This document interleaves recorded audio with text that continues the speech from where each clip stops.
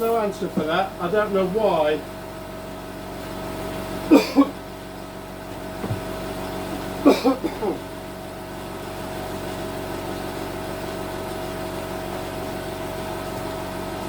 I don't know why that's acting differently.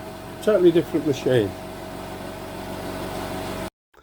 So this is the last 8mm cut with the Andeli torch. They both perform the same.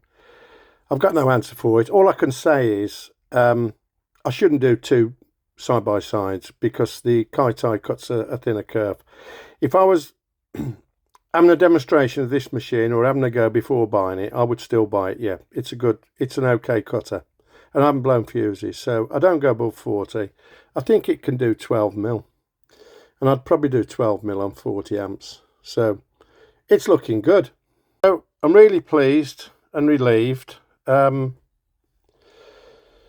Yeah, shouldn't do side by sides, different kerf width. This is what I've had to do to get visibility on the screen over there. So I'm pleased, relieved, happy bunny.